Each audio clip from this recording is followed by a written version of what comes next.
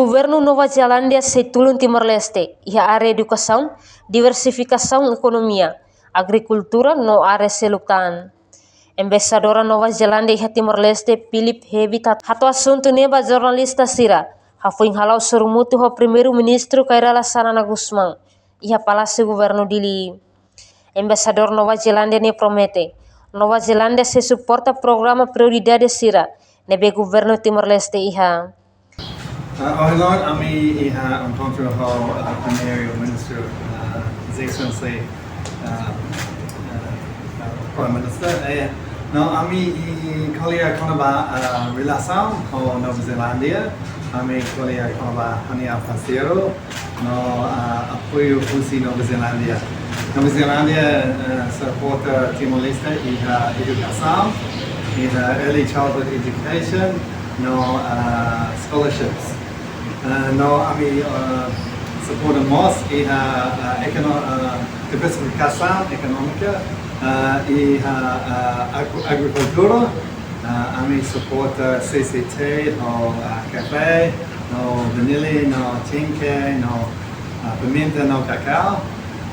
No, ami serviço ao World Fish, iha aquacultura. No, ami iha hatcheries. Fish hatchery ho tilapia no ami iha Haat hatchery iha Timor-Leste no ami Suporta iha security segurança comunidade ami serviço ho the Asia Foundation manhã ami kolia ho primeiro-ministro, ami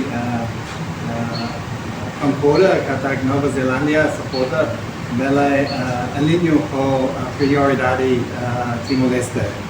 No primeiro-ministro escolha como a prioridade governo. No ami hakada coordenação ao ministro Sierra.